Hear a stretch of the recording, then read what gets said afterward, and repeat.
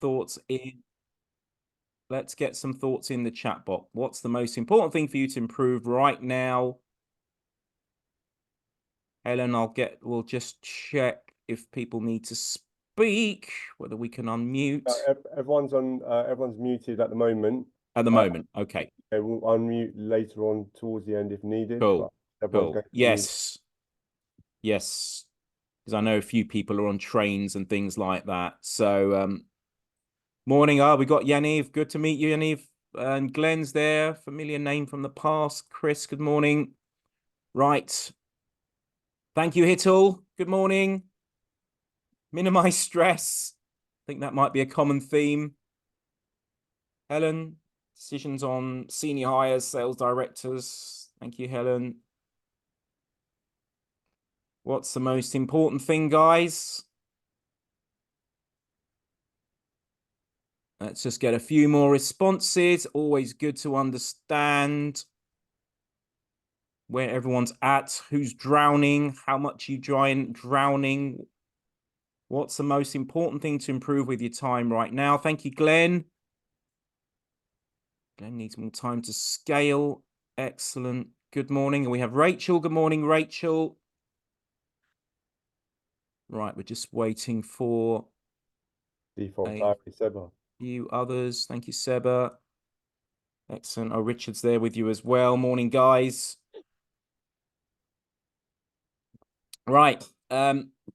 So congratulations, everyone, for being here. Just while we wait for the last few. Today's about helping you. Of course, I know you're all busy. In fact, most of you are drowning in work. That's why you're here. So congratulations for making the hour today. Today's about helping you, giving you some ideas, some strategies. These are not just concepts, guys. These are strategies that have worked for the two people who are explaining it to you this morning. Cooks and I, we're going to be explaining that. So we've used these strategies in our own businesses.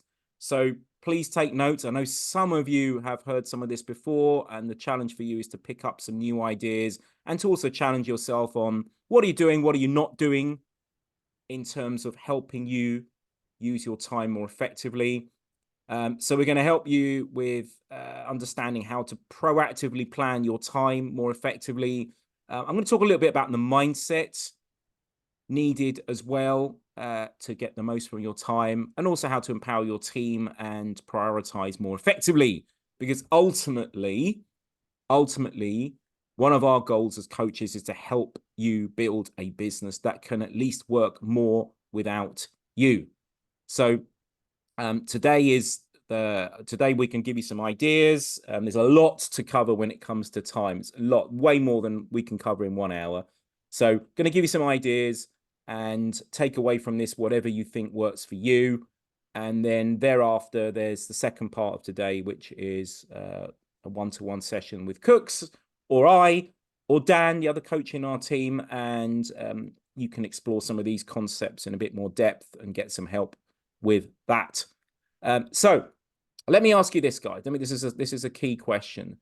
How many of you got into business because you wanted to work all hours and be really, really busy, work evenings, work weekends, make the sacrifices, have fewer holidays, take your laptops on holiday if you have a holiday even, sacrifice time with family, friends, relationships, health even?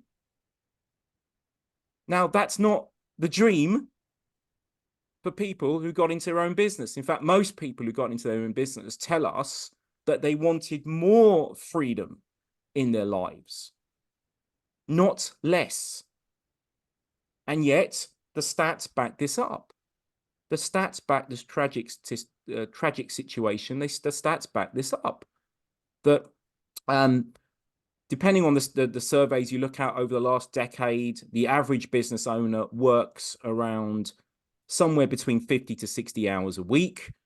And around a third, 37%, have reported burnout at some stage in their entrepreneurial journey.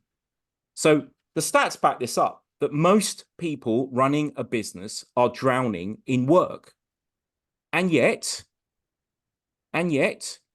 The other interesting stat is that how many of those businesses, by putting that sacrifice in, by putting those hours in, are actually getting the results that they want from their business. And if you look at those stats, actually, how many UK businesses even make it to their first 5 years of trading? How many are even still in existence? And I've looked this up. I've looked this up on various government sites, and how many businesses are still in existence after 5 years. Some of you know this stat, because I've noticed we've coached some of you. Some of you know this stat, but it's somewhere between 60 to 80% don't even exist after 5 years. And then in the next 5 years, 60 to 80% of those that have survived have also gone out of business.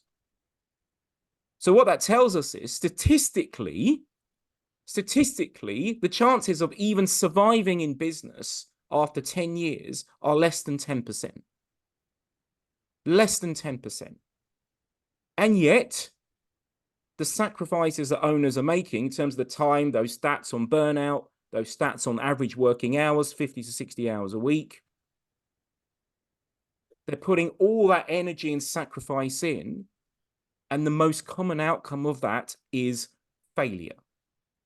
Those two are statistical facts.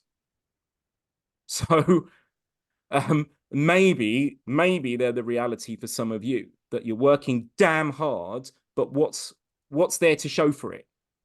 What have you got to show for it?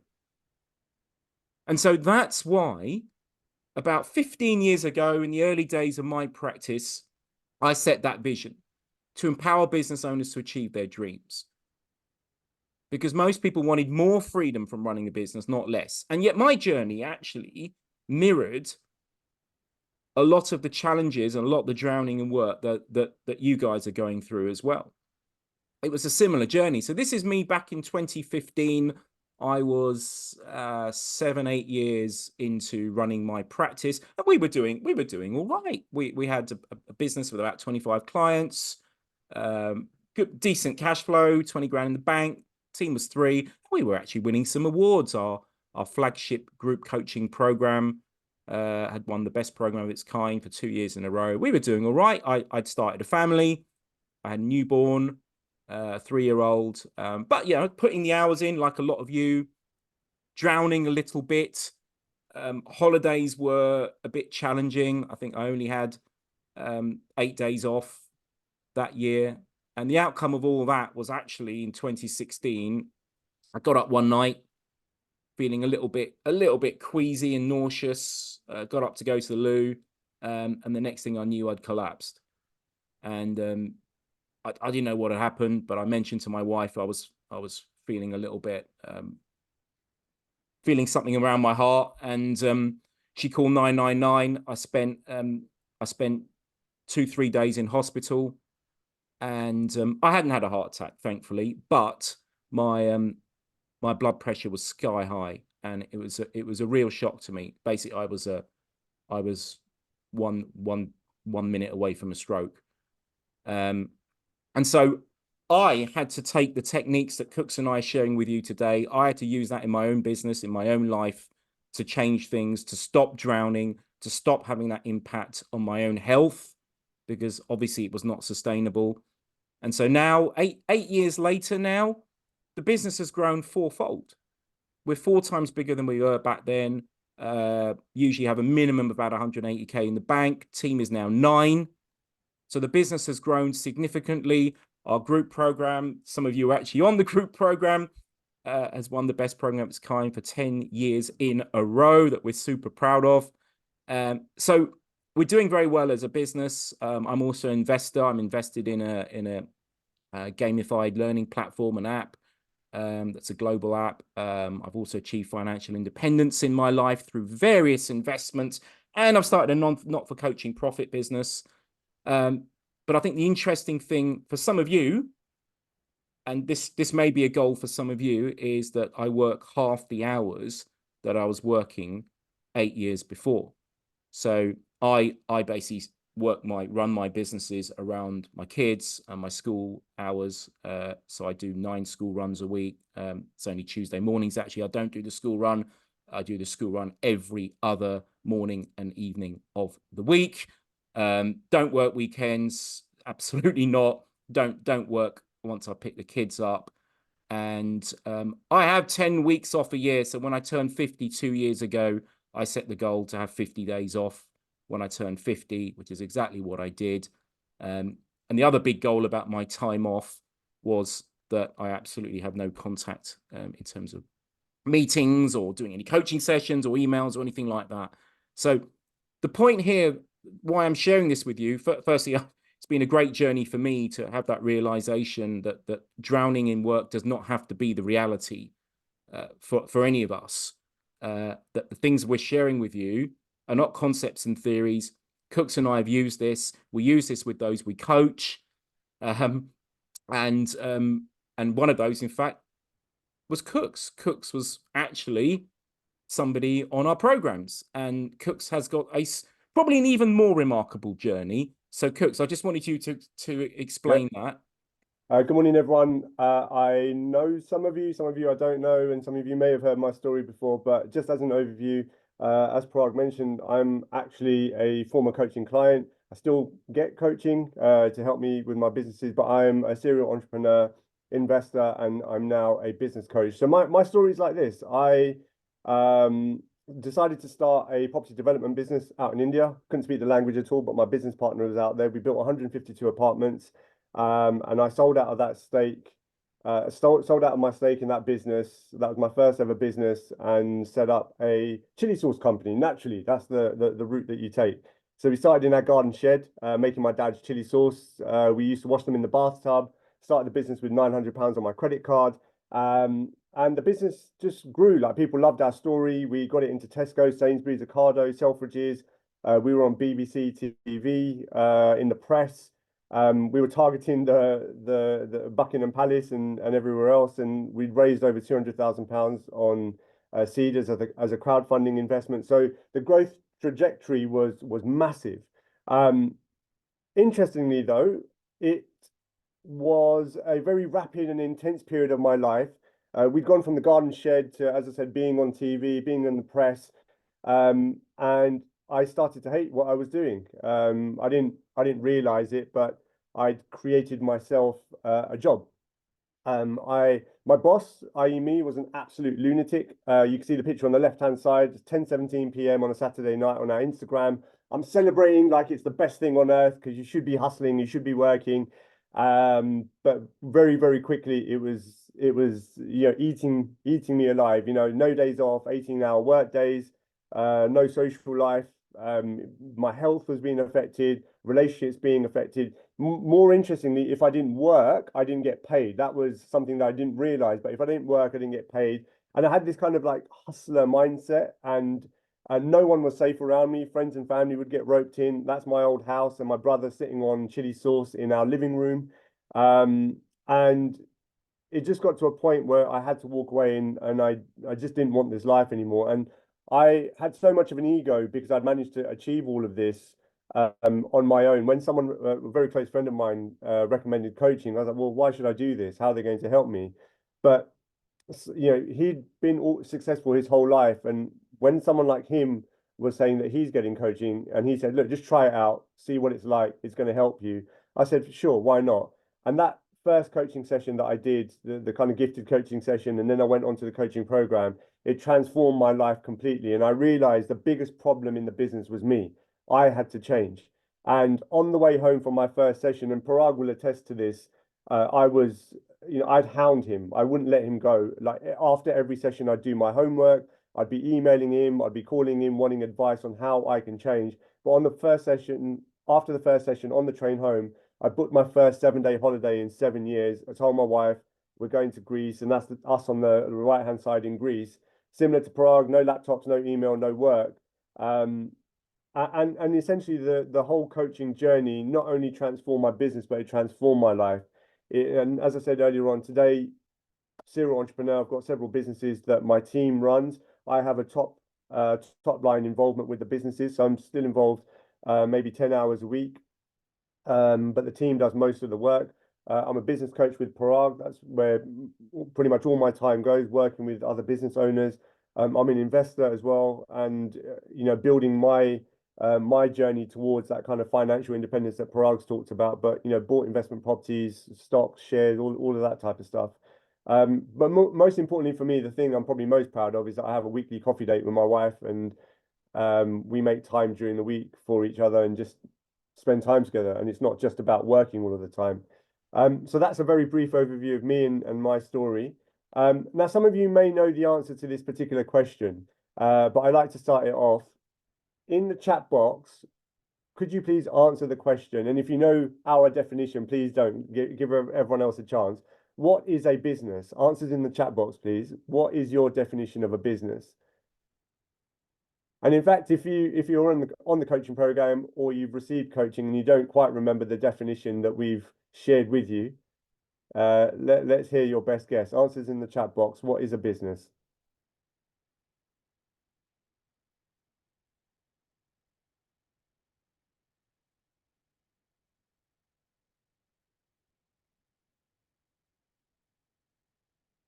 All right, let's see what everyone's typing.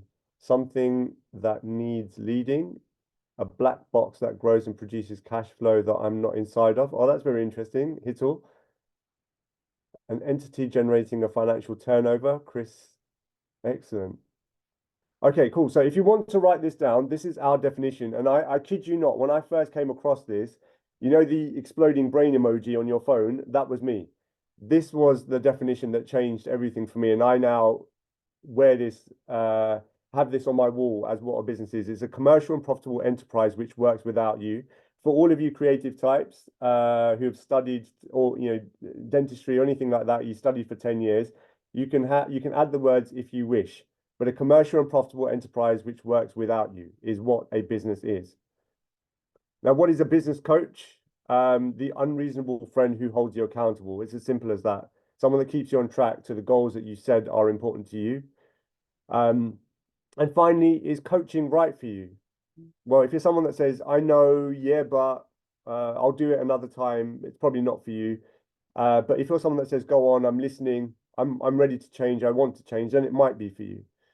But most importantly, whether you decide to explore coaching further or not, if you can learn this particular phrase, you will win.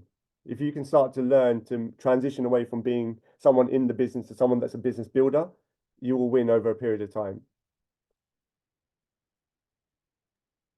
Great. Thank you, Cooks. Thank you. All right. So I just thought it'd be really interesting to get your thoughts, guys, on where you think it's going wrong. What do you think's causing some of the feeling of drowning and working too much, or what are the issues for you specifically when it comes to your time? Just in the chat box, what are some of those leaks, inefficiencies, wastes, frustrations? Where's it going wrong for you? Just quickly in the chat box, let's just see if we've got some similar themes. There often is.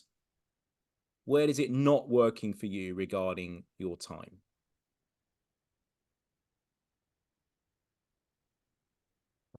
Glenn, bad clients. Choice of client, super important when it comes to stress as well as profit. Yanif, automation, systemization, bingo. Helen, team, right. I'm going to just allude a little bit to some of the team issues in a moment. How many times have we heard that one, Helen, from business owners? Just Chris, whilst everyone's chatting, these time leaks that you're thinking of, please make a note of them because you will need them later on as well. Chris, the jumping, the firefighting, yep. We're going to talk a little bit, Cook's going to talk about a little bit about how many hats you're wearing, Chris, and why that happens. What else have we got? Distraction, Seba, yeah, maybe that's similar vein to Chris, actually. Zoom user, I don't know who Zoom user is, but welcome, Zoom user. Nice to know your name, but picking up deficiencies of staff, yep, team performance. Let me just talk a little bit about that in a minute. Chris, never a happy balance. Doing too much work over too little fees. Ooh, okay, Chris. Okay, bogged down, small tasks. All right, let's talk about that. Rachel. Hello, Rachel. Rachel's certainly new to our community. Welcome, Rachel. Firefighting. Right, too much going on. Chris, long time no see, Chris. Team members not dealing with. Okay, so team challenges again. It's all distraction. Okay, there's definitely some very common themes. Jinesh. Oh, I remember that name. Business is good and coming. My issue is that I want to get larger faster. Constantly find myself doing too much. Too fast. Okay. There's definitely some common themes here. Definitely some common themes. Now, we will certainly start to address some of those right now. And I'm going to talk about just a little bit about the mindset required to really get control and master your time. And so let me ask you this, guys. Everyone's busy, okay? That's very clear, not just from you guys, but from the stats I mentioned earlier about how many hours business owners are working. Everyone is busy. The question is, busy doing what exactly? And so I want to explain to you the difference between a technician versus an entrepreneurial mindset. So the technician is the business doer.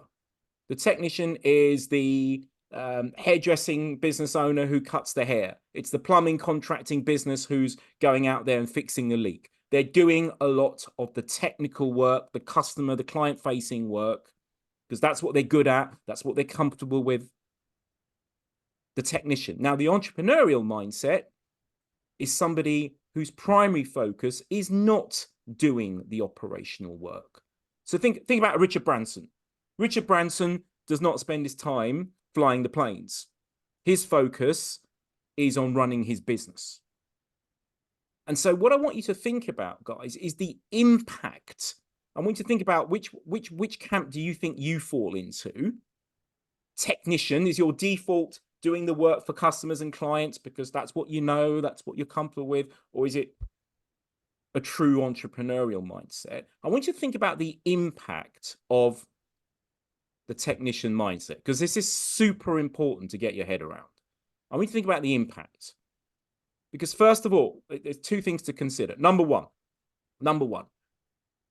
if your focus is the technician and being the doer, all the meetings with customers, with clients, all the issues, all the problems, you have to be involved with.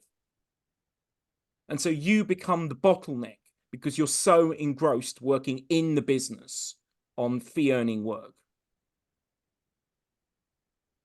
And very often the justification is, well, you know, I can save myself 40, 50 grand by doing the work myself instead of going out and hiring another operational person. Now, the thing I really want you to think about is there is an opportunity cost to having that mindset. Now, what do I mean by that? An opportunity cost of having that mindset. And what I mean by that is think about what you're not doing by having that technician's mindset. The things you're not doing, building a great company culture, mentoring, empowering your team members, building, I think at least one of you mentioned systemization and automation earlier in the chat box. That your time is not focused primarily on that stuff because it's primarily focused on technical work and your customers. And therefore, as a result, think about how can your business ever start to work more without you if your time is not really going into working on the business and the things I've just mentioned. It's a trap. It's a trap. You're not doing business owner work. So if you think, you don't have to share this, guys, but if you think you fall more into the technician mindset, then just make a note, because there is a transition. And when we're coaching people, there's a transition to make from technician to entrepreneur. Because if your default is technician, then nobody's really running the business. Nobody's building that infrastructure, the systems, the culture to create a business that works more without you. Now, the other thing I want to mention when it comes to the mindset of running a business and freeing your time up is how you get team members to step up. And the thing I hear a lot is, well, Parag, I'll have more time when I hire more people. And then the owner goes out and hires more people and says, well, I've got more people now. I still don't have the time. I had this last week. I was coaching a lady who runs a very successful dental practice. She's got 56 team members. And she said to me, Parag, I just don't have the headspace. I've got all this team, but I don't have the headspace all the time. And so I want you to think about this point, this we call this in coaching the point of choice. And think about the team culture that you are building, assuming you're trying to build one. And so if you've got a team culture where there's blame, excuse, and denial every time something goes wrong, that's what you're getting back from the team. Excuses. It wasn't me, it was the client. It wasn't me, it was that team member. It wasn't me, I ran out of time. Excuse, blame all the time. That's what we would call a toxic culture. That's not going to support the building of a high-performance team. And one of the big things that's an absolute non-negotiable for me, especially when I had the health issues I had 9 years ago, was that in our business and in most of the businesses that we coach, they're consciously building a culture where every team member has to take ownership, accountability, and responsibility for what they are doing. It's a point of culture. Now, how do you do that? How do you suddenly create this magical business where people are doing that? Well, of course, it takes time. It takes time. But there's three things I want you to consider. Number one, have you defined the culture you want in your team? Have you defined this for your team? Is it written down? Is it explicitly stated? That, guys, we have a company culture of high performance where you take ownership, accountability, and responsibility for what you're doing. Secondly, are you recruiting alongside that criteria? Are you explaining this in your recruitment process so that everyone knows and expects that this is the culture that they're coming into, so that if they don't fancy it, if they don't want to take responsibility, if they want an easy ride, they will go somewhere else. They will go and work for one of your competitors. Great.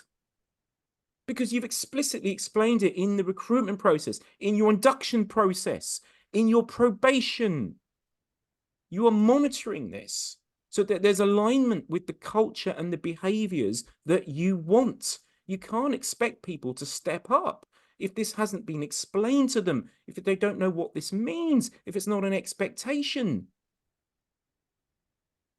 So you have to explain it. It has to be screened for. And it means in probation, it means some people might have to get off the bus because they don't align. We've been there, haven't we, guys? I know some of you have been there where you've had team members that just don't show these values and behaviors. Well, it's not their fault. You hired them. So you have to, sometimes when you make that mistake, you're going to have to get them off the bus. But you're going to have to explain this. The third thing I'd mention is also, as a leader, how are you supporting them in making this transition? They can't just step up and push a button one day and go, yeah, I'm somebody who's going to take more responsibility. How are you as a leader supporting them on that journey to be able to do that? Because that can be scary and challenging for any team member. So those of you who've got challenges with the team stepping up, and I know that's most businesses that we coach, this point of culture is so important. It's the number one point of culture in our business. Cooks knows this. Everyone on our team knows this. It's complete ownership. They don't get handheld. They get supported. Absolutely. They get supported. They get challenged. They get trained. But ultimately, every member of our team has that point of culture and aligns with it, which is what allows me to do the things that I mentioned earlier and work the 30-hour week and have that balance in my life, because I've consciously built a high-performing team. Yes, it took 8 years. It took 8 years from when I had that wake-up call. But this has been at the center of it. So I know Cooks now is going to explain some more the practical components of freeing yourself up, and then we'll round this all up at the end. So how do we build a business that allows you to have more time freedom and allows you to have it almost run itself? So the system that we use is called the 6 steps. It's the structure to build your business. Some of you on the coaching program are aware of this already, and it starts with this layer here: eliminating chaos. Now, if you remember from my story earlier on, I built this business, got it into the supermarkets, TV exposure, loads of really fun, exciting things, but my life and my business was in chaos. So the first step was eliminating chaos and getting mastery of where we were going, my time mastery, delivery mastery of how people got my product, and understanding money and money mastery as well. So we're coached on this consistently. Then we start to build predictable cash flow. That's the next layer up with a niche. Then the systems and the processes start coming in, which start to give us efficiency. Eventually, you structure your business for growth. You start to then build a well-oiled machine, which is where the business can start to work more without you. And then finally, you get to the stage where you've got the owner's personal growth and or a new business, which you can start investing in. The best analogy I can think of is as a Lego fan, almost everyone here has built their own business in their own way. And the 6 steps is like the instruction manual on a set of Lego. You know, you might have done steps 1 through to 7, but you're missing steps 3 to 12. Sorry, 7 to 12. And then from 12 to 14, you've done some more work, but then you're missing some more steps. So the whole purpose of the 6-step system is almost like that instruction manual to build the business. We're never taught on how to build a business. There's no instruction manual, for me at least, until now, and for a lot of you in the coaching program, this is it. So that then results in massive, massive results, more time, better team, more money, and building a business to work without you takes 3 to 7 years with coaching. So when we're talking about working on the business, Parag was talking about being a technician versus a business owner. Working on your business for about 5 hours a week will take you about 7 years. Working on the business for about 20 hours a week, you can shorten that amount of time to maybe 2 or 3 years. And this is with coaching. So today we're going to spend some time exploring time mastery further, so you can start to eliminate the chaos that exists in your business and in your life right now. So participation exercise, if you've got a pen and paper, ideally write this down rather than it being digital. But what I'd like for everyone to do is answer the following questions in writing, 1 to 2 lines at most. The first thing that comes to mind. This is really important. How does your current time management make you feel? How does your current time management make you feel? And remember, the truth of it is it's not really time management because we can't control time. It's self-management in the time that we have. So how does your time management make you feel? Happy, sad, dissatisfied, satisfied, excited, not excited? What feelings are coming to mind? Zoom user, it makes you feel sick. Well, good. That's a strong emotion to feel, and that should hopefully help start to trigger some change with the tools that we're going to share with you today. Next question I have for you, and again, please jot this down. How does it affect your relationship with family and friends? How does it affect your relationship with family and friends, your time management, your self-management? If you remember from my story earlier, it was affecting my relationship with my family and friends negatively. No time for anyone. And even when I was with them, this was me. I was on my phone. I'm just sending a quick message. I've just got an email coming through. I wasn't present, no quality time. It wasn't working. Your current time management. In 5 years, will you be less busy or busier? It's rarely the same. In 5 years, will you be less busy or busier? Chances are you're all going to be busier because you're exceptional entrepreneurs, you're hungry, you're here to change, you're here to grow. So unless you start to make some changes with the way in which you manage your time, what's the likelihood of things changing in 5 years' time when you're busier? Next question. If you get busier and do not change, what is the likely impact on your business, your health, and your personal relationships? Just a couple of sentences, the first things that come to mind, just jot them down. Really appreciate everyone sharing in the chat box as well, because No doubt others are feeling the same and thinking the same. So if you feel comfortable doing that as well, please do. But if you get busy and do not change, what is the likely impact on your business health and personal relationships? The next question, out of 10, how satisfied or dissatisfied are you with time management in your personal and business life? 1 is you're extremely happy, it works perfectly well. 10 is that you're dissatisfied and at breaking point. Give yourself a score. Got 3 in the chat box, a couple of 3s, a 9. The good news is all these numbers can be worked on. This takes time, it takes some effort, but it can be worked on and it can change. Next question. Now that you're becoming aware of some of these things, what is your plan to change and who will help you? Okay. Now, naturally, we are massive advocates of coaching because it's worked for us and many people in the room it's worked for them as well. But even if you're not thinking of exploring coaching, who is going to help you do this? Because you need people around you. And what is your plan to change? And if you don't know, I don't know right now, but I want to find out is a valid answer. Final question, well, request. Write down 1 action you will take to improve your time and self-management. Now, the critical part of this is if you all have access to your diaries, just take a minute, we've got a minute or so, create a time slot in your diary right now, which is dedicated to you. It's dedicated to you working on the action that you're saying that you're going to take to improve your time / self-management. If I could just get a yes in the chat box once that's been done, I'll know to move on because this is one of the key things that you have to do today and it will be a part of the tool that I'll be sharing with you later on. It has to go in the diary. You have to make time for it. Otherwise, will it really happen? Sam, it was already in there. Perfect.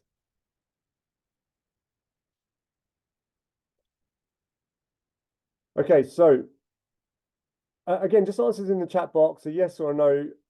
Has everyone heard of Wilfredo Pareto? Yes, yes, no. Couple of no's, couple of yeses. Okay, so the handsome chap you see on the left is Wilfredo Pareto in Italian, and his pea pods. So he noticed that when he was growing peas in Italy in the 1800s or whenever it was, 20% of the pea pods were producing 80% of the peas. He thought this was fascinating. He went and started looking around, and he saw that the land where he was owned by 20% of the people. 80% of the land was owned by 20% of the people. And this 80-20 rule that he discovered seemed to apply to almost absolutely everything. So today we've got Pareto's law, which is the 80-20 rule. So a lot of you earlier on, you were talking about, someone was talking about growing too fast and doing too much and team. And there were so many different components that were coming into play that were taking people's time, and there were time leaks. And this is one of the most powerful tools that you can implement to start winning back your time. And it is the 80-20 rule. It's all about prioritization. What is the most impactful work that you can do? What is the most impactful project that you can take on today that's going to give you 80% of the results? Daily. How often are you, the day before, prioritizing the work that you're going to do for the next day, for the following week? What is your 20% that's going to give you 80% results?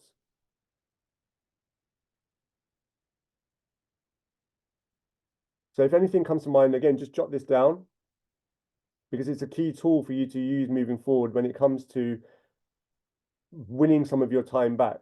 Doing everything, being busy doing everything is a time suck. Working diligently on a 20% project that's going to give you 80% results is where you can start to win back some of your time. Now, we coach on this extensively over years. We repeat it and repeat it and repeat it. We drill it home. When you write your goals and plan for the year ahead, we challenge you on what is your Pareto? What's your 20%? But today we're just sharing the principle with you so it's on your radar.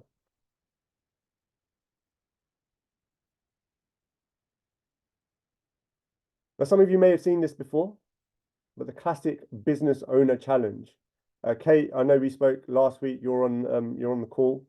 The classic business owner challenge. Are you wearing too many hats? Now think about your answers from earlier on. And then think about where you want to take your business. Do they align? Typical hats that most business owners are wearing. Even if you've been on the coaching program, you'll know this very well. You're a strategist, a leader, you're head of operations, master of finance, marketing genius, the sales lead, king or queen of HR. You're the admin person, the innovator in the business. You're doing absolutely everything. Even with a team, it's so easy to slip into these particular roles. And if you're doing this, ask yourself, how is this affecting your growth in the business? How is this affecting your growth as a person, your personal life? Are you wearing too many hats? Now, the reason for this question is, what are the consequences of wearing too many hats? And this rather dashing looking hat on my picture will be explained further in a second. But answers in the chat box. What are the consequences of wearing too many hats?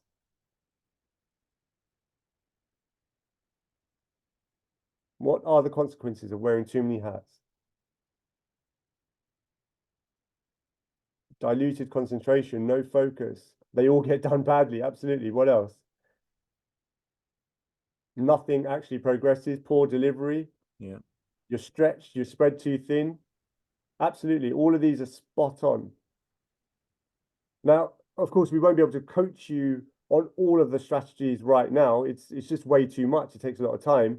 But the good news is, these are all common challenges. You know, wearing too many hats as a business owner is a common challenge, and we do have solutions. And the phrase that we use is that we end up being busy fools. You're running around left and right, doing absolutely everything. Now, at the start, myself included, if you remember from my story, we're all wearing 7 to 8 hats. Over the years, we coach you to become more strategic, 80-20. And very slowly, when you bring in team members, or if you start to use automation, AI, you start to take some of those hats off bit by bit.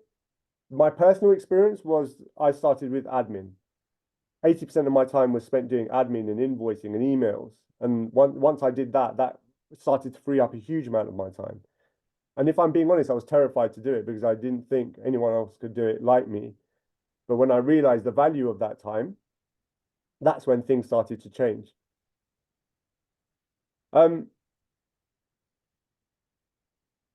Moving on from this is the secret weapon that changed everything for me, if I'm being completely honest. And it took me a few years with and without coaching to get it right. But the default diary, the DD, I coach my team, and my staff have a default diary. They're coached on this almost weekly. They're asked about this almost weekly. If you've never heard of it, I'm about to explain it to you. If you have heard of it and you've been coached on it, you know how powerful it can be when you're using it right. It's your weekly plan, the secret weapon. So it contains your regular meetings, priority tasks, Pareto, including strategy and planning tasks. The remaining time is for the firefighting, the day-to-day tasks, the to-do list.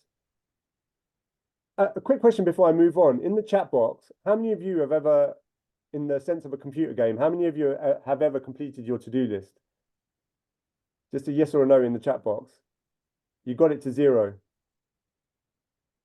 And if you have completed it, how long did it stay at 0? Let's have a look. Who's never? Any others? Any others who've Lots of nevers. Nevers. The daily one or the never-ending one. There's only one, mate. Chris, there's only one. Never-ending one. No matter how we spin it, there's only one to-do list. but it never ends. That's the truth of it. And so we have to accept and embrace that the to-do list never ends. What does that tell us? If the to-do list never ends, what does that tell us? Thoughts in the chat box, please.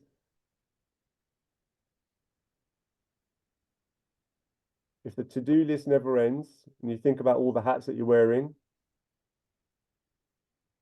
that you have to prioritize, we're unrealistic of our abilities, our work is never intended to end. That's pretty much it. Work never ends. If we're hungry, ambitious entrepreneurs, the work will never end. It's always, always, always going to be there. It's always, the to-do list will always get longer and longer and longer. And the skill then comes of prioritizing, using 80-20, figuring out what's important and putting that into the default diary. But nothing happens that isn't scheduled. This is about you taking ownership of your time, almost being offended if people waste your time, almost being offended when those phone calls and those notifications go off to distract you. And no week is ever default. It's going to be visited weekly, ideally even daily. So let's play a game. Those of you that have been coached on the default diary, please play along. And those of you that haven't, please give it a go. What is the first component that we put into the default diary? This is a blank week, an ideal week. What's the first component we're going to put into the default diary? Answers in the chat box, please. Getting out of bed, yeah, close enough. Lunch, eating. Before that, team catch up. Even before that, it's a blank day. You're going to define your working hours. If you see on the screen at the moment, 9 a.m. and 6 a.m. have been blocked off in this example. How disciplined are you with yourself? How militant are you with yourself with your working time? How much are you valuing yourself to say that I'm working from this hour to this hour? So in this example, 9 till 6 p.m. is when we're working. So that's the first step. The next step is what? What goes in next? We've planned our working day. What goes in next?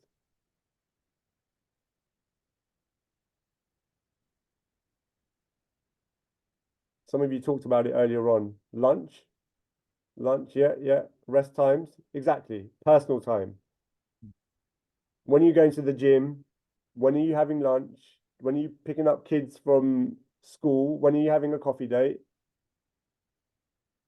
What is your personal time? What do you think goes in next? So we've defined personal time. What goes in next?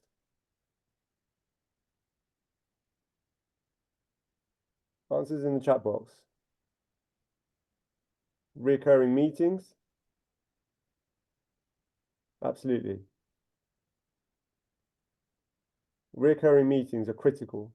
Now, for those of you with team, why is it so important to have recurring meetings and for you as the business owner to turn up to those recurring meetings with your team? Why is that so important?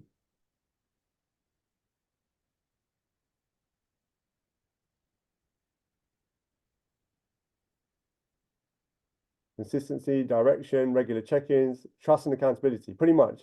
It shows your team that you matter to them, that you're turning up for them at those regular meetings.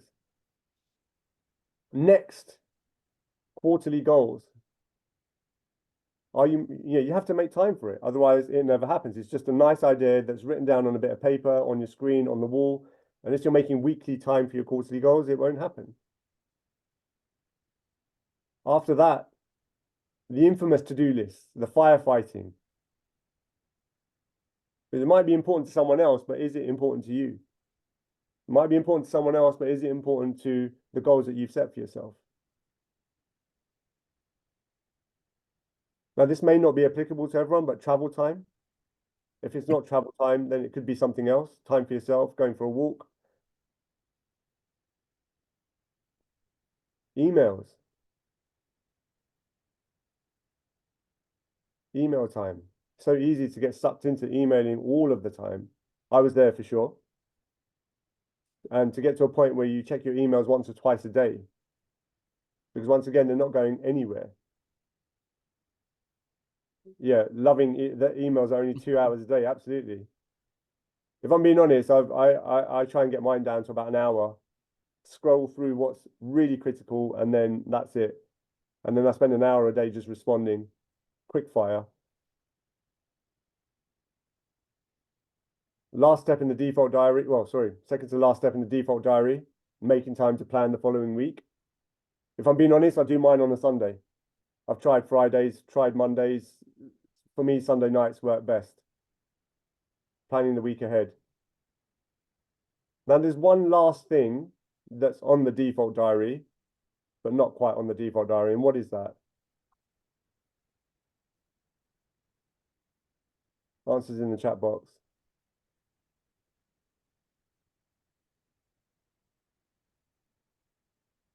Actual project work. Well, that's where your to-do list goes, Glenn. To-do list is project work, meeting work.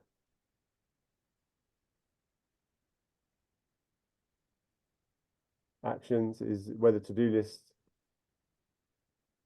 is in this particular example. The last step is blank space. The last step is blank space. When I first started doing this, I was booked back to back. And if I'm being honest, 60% of what I booked didn't get done. And so this is a process that takes time to learn and to use as a tool. And we coach on this extensively. But for you, take a screen grab of this and you'll get the recording and the deck. But the default diary is the tool that will change everything for you. Time blocking and prioritization combined with that, it is a life changer. So I'm going to give you 3 magic words before handing back to Parag. That's going to help you take control of your time and take some of your time back. Not right now. It's not a no. It's not offensive, but you're just saying not right now. If you hear yourself using this particular phrase or something similar more often, that's you being a bit more disciplined with your time. Parag? All right, thanks, Cooks. And yeah, we've just covered a few of the fundamentals here. It's great to see those because Cooks and I are living these every day in terms of applying the diary. I've talked about the mindset, technician mindset. So I just want all of you to think about what is at least one thing that you can do differently, you can actually take action on as a result of hearing some of these ideas. And the knowledge is great. Knowledge is great, but without actually doing something with it, it's pointless. So, Chris, the image, yeah, we can. I'm sure we can share slides with you as well. But I want you to commit to at least one thing you can do differently or better as a result of being here today. Because I'm personally a huge fan of the marginal gains concept. Some of you may have heard of marginal gains. It was made famous by the British cycling team, I think, many years ago when they went from a team who'd never won anything to pretty much being one of the most successful sports teams ever. And when Dave Brailsford, the coach of the British cycling team, was asked how did you do it? What led you to create this ultra high performance? He talked about marginal gains, just doing everything just a few percent better. And I think that absolutely represents my journey that I was explaining earlier, between 2015 when I was drowning to 2024 when I have multiple businesses now running on 30 hours a week. And it's about doing little things slightly better consistently. And that is the key. It has to be consistent. It's no good constructing a default diary and then doing it one week, not doing it the other because you got a bit busy and not being focused on priorities and not having that clarity. And when I'm interviewed by other people about my own success journey, I use that word a lot: consistency.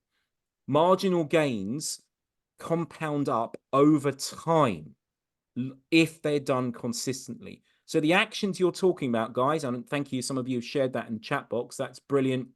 Hitul, Christian, all of you there, Rachel. Yeah, it's great that you're sharing that. The commitment needs to be to consistency. That's the only way you'll actually get the benefit. If it's sporadic, it ain't going to work. It ain't going to work. So there needs to be consistency there. Now, as I explained earlier, the next step today then is for those of you who've not had the one-to-one session with us yet, you can take that session as a next step. We can explore some of these concepts a lot more, because all of you will have different flavors of these challenges. Some of you will be more around your team and how you can get them to step up. Some of you will be more about your own personal management and the distractions and jumping around and wearing too many hats and how you can deal with that. Some of you, it might be more financial. Whatever those challenges are, that's why we're giving you the session. It's about 45 minutes to an hour. I think our Calendly automatically allocates you an hour. So some of you may actually get an hour rather than 45 minutes, which is even better. But that QR code on the screen allows you to book a session. It will be with Cooks or I or Dan, depending on our availabilities. And we will spend some time actually helping you with whatever you tell us you specifically want help with. So that link, that QR code takes you to a very simple questionnaire. And in that, you will tell us a little bit about, well, what are the specific frustrations and challenges that you specifically want help with. So that's there for any of you. I know some of you have done that session because you're already being coached by us. So this is specifically for those who've not done that session with us or not done it recently. Take your time. I know Phil. I know you're on a train, Phil, at the moment. I've worked out who Zoom user is. It's Phil. So I know you're on a train. So I know you've already booked that session as of UK. But get that booked in. So if you click on that now, because take action now on it, because you won't do it 10 minutes time or an hour's time or 3 hours time. Just added the actual link in the chat box as well in case anyone has issues with the Great. Thank you, Cooks. Thank you. So that's there. That's a genuine offer. I know